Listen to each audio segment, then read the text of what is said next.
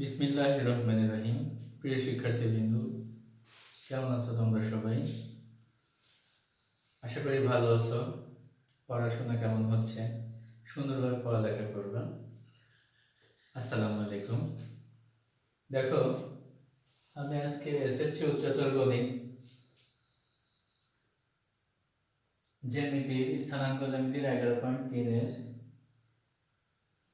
কিছু বেসিক আলোচনা করব। ছোট্ট একটি উদাহরণ দিব আর কি। ঢাল। দেখো, ঢালের সংজ্ঞাটা হলো যে কোনো দুইটি বিন্দুগামী সরলরেখা এক্স অক্ষের ধনাত্মক দিকের সাথে যে কোণ উৎপন্ন করে তার ট্যানজেন্টকে ঢাল বলে। ঢালকে এম দ্বারা প্রকাশ করা হয়।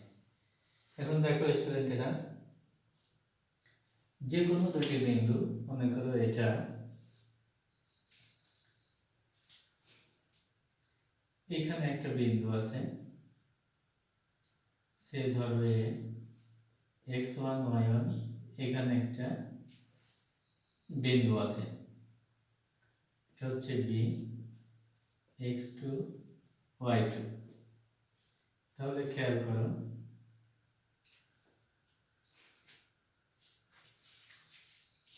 এই AB রেখাটা x অক্ষের সাথে x অক্ষের ধনাত্মক অক্ষের সাথে যেটুকু কোণ উৎপন্ন করবে, যে কোণ উৎপন্ন করবে তার ট্যানজেন্টকে, মানে m সমান tan থিটা। m সমান কি বলো?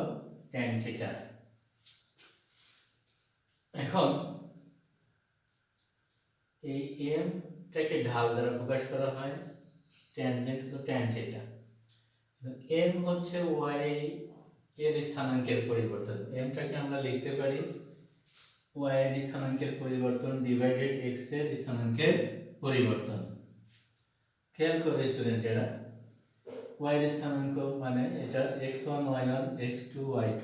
যখন y এর পরিবর্তন তখন y2 y1, কি বলো? y2 y1 আর x2 x1।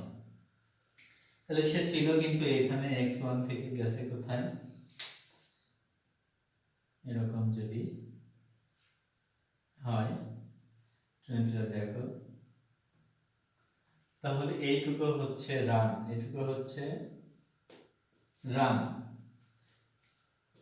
x অক্ষের এইটুকু রান, y অক্ষের এইটুকু রাইজ, ওঠা। এটা হচ্ছে ওঠা। প্রথমে দেখো এখানে ছিল, এই বিন্দু থেকে এখানে গিয়েছে। কোথায় গিয়েছে? এইখানে গিয়েছে। তাহলে এই অংশটুকু হলো রান আর এইটুকু হচ্ছে রেস। এটা রান আর হচ্ছে রেস। তাহলে দেখো, আমি এখানে লিখে রেখেছি a এর স্থানাঙ্ক হচ্ছে 2 3, b এর স্থানাঙ্ক হচ্ছে 6 3। এটা যদি আমরা ঢাল বের করতে চাই, এটা যদি ঢাল বের করতে চাই, তাহলে খেয়াল করো, আমি যদি এখানে গ্রাফগুলো যদি বসাই দেই, দেখো x এর মান 2, y এর মান 3, 1 2, তাহলে 3 উপরের দিকে যাবে। আগের ক্লাসে তোমাদের শিখিয়েছি 1 2 3, এটা স্থানাঙ্ক। আর b এর স্থানাঙ্ক হলো 6, দেখো 1 2 3 4 5 6, আর y টা হলো 7, 1 2 3 4 5 6 7। এটা হচ্ছে b। খেয়াল করো, এই এক্সিস এইখান থেকে এই পর্যন্ত হচ্ছে রান, এইটুকু হচ্ছে রাইজ। প্রথমে কিন্তু ছিল এই বিন্দুতে, এখান থেকে কোথায় গিয়েছে? এখানে যদি আমরা এই বরাবর রাখি, তাহলে এক্স অক্ষের ধনাত্মক দিকের সাথে যে ট্যানজেন্ট উৎপন্ন হবে সেটা হচ্ছে ঢাল, আর ঢালটা হচ্ছে rise run, rise run. Okay fine.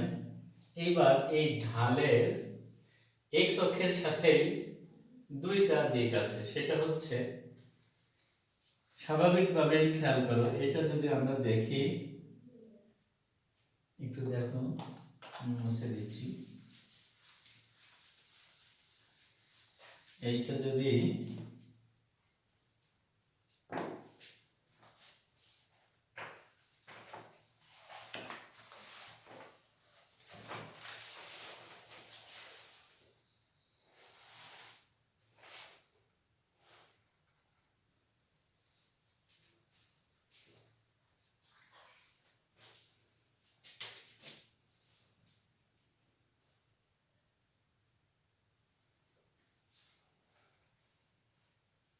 যে স্থানাঙ্ক ছিল এটা ঢাল, দেখো এ বি এর ঢাল, এ বি এর, এটা যদি এইভাবে চলে আসে, খেয়াল করো এই যে এক্স অক্ষের সাথে এ বি এর ঢাল, এটা কিন্তু আমরা স্বাভাবিক দৃষ্টিকোণে দেখছি হলো সূক্ষ্মকোণ, এটা হলো সূক্ষ্মকোণ মানে 90 এর চেয়ে ছোট, প্রথম অক্ষের পরে এটা হলো সূক্ষ্মকোণ আর স্থূলকোণ হয়। এক্স অক্ষের ধনাত্মক, এক্স অক্ষের ধনাত্মক মানে কিন্তু এক্স অক্ষের ধনাত্মক, এক্স অক্ষের ধনাত্মক দিকের সাথে এক্স অক্ষের ধনাত্মক, এইটুকু কিন্তু আমাদের এক্স অক্ষের ধনাত্মক, তারপরে আমাদের এক্স অক্ষের ঋণাত্মক। যদি 90 কে ছেড়ে চলে আসে স্থূলকোণ হয়ে যায়, তখন কিন্তু আমাদের এখানে দুইটা শর্ত, দেখো আমি যদি এখানে এই ঢালটা বের করতে চাই, খেয়াল করো এক্সাম্পল দিচ্ছি, y2 x1 y1 x2 x2 y2, তাহলে y2 7 x1 y1 3, তারপরে হচ্ছে x2 6 -2, তাহলে দেখো 4 ডিভাইডেড 4, তাহলে ঢালটা হচ্ছে 1, এটা কি ধনাত্মক মানে সূক্ষ্মকোণ। এখন এই ঢালটাই যদি x অক্ষের ঋণাত্মক অক্ষের সাথে থাকে, মনে করো এই কোণটা উৎপন্ন হলো এমন, এখানে যে কোনো একটা বিন্দু x1 y1, এইখানে b মনে করো মাইনাস, সে ধরো মাইনাস 1 2 উপরের দিকে 2 3 4, তাহলে 2 4 2 4। এখন এই অংশ থেকে এইখানে x অক্ষের সাথে কোণ উৎপন্ন করেছে, কিন্তু এটা তাহলে m, এটা হবে ঢালটা হবে 0 এর চেয়ে বড়, আর এইটা ঢালটা হবে 0 এর চেয়ে ছোট, 0 এর চেয়ে ছোট, মানে এটার মানটা সূক্ষ্মকোণকে ওভারটেক করে গেলেই আমাদের এটা আসবে ঋণাত্মক। তাহলে শর্তটা আমরা বুঝলাম যে যে কোনো দুইটি বিন্দুগামী সরল রেখা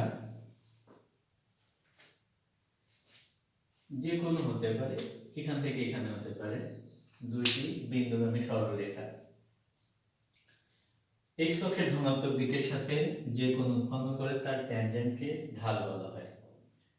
তাহলে ঢাল, এই ঢাল m সমান tan থিটা, এটা যদি সূক্ষ্মকোণ হয় মানে 0 এর চেয়ে বড় হবে m এর মানটা, আর 0 এর চেয়ে ছোট হলে সেটা হবে স্থূলকোণ।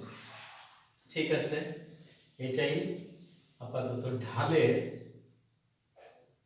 বেসিক। আবার ঢালের এই সরলরেখার জন্য আছে x অক্ষের আছে এবং y অক্ষের আছে, আমি এটা দ্বিতীয় ক্লাসে করব। আজকে একটি উদাহরণ দেখো, আমি বলছি একটি উদাহরণ দেব। 11.3 এর 1 এর ক বলছে প্রতিটি ক্ষেত্রে a ও b এর সরলরেখার ঢাল নির্ণয় করো। প্রতিটি ক্ষেত্রে a ও b এর সরলরেখার ঢাল নির্ণয় করো। তাহলে দেখো a এর স্থানাঙ্ক 1 এর ক, a এর স্থানাঙ্ক হচ্ছে 5 -2, b এর স্থানাঙ্ক হচ্ছে 2 1, তাহলে a b এর ঢাল, তাহলে x y অক্ষের পরিবর্তন, এটা তুমি যদি মনে মনে x1 y1 ধরো, x2 y2 ধরো, তাহলে y2 মানে এটা y1 সূত্রের মাইনাস আর এই মাইনাসে প্লাস 2, এখন x2 মানে 2 মাইনাস টোটাল -5।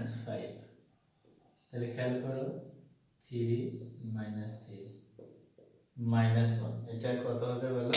-1। তাহলে এটা কিন্তু আমাদের স্থূলকোণ হবে। এটা কি হবে? স্থূলকোণ হবে। বিষয়টা কি বুঝতে পারছো? ঢালের মান যদি 0 এর চেয়ে ছোট হয় তাহলে স্থূলকোণ, আর যদি 0 এর চেয়ে বড় হয় তাহলে সূক্ষ্মকোণ। স্টুডেন্টেরা, তাহলে আমরা আজকে বুঝালাম ঢাল, এবং ঢাল হচ্ছে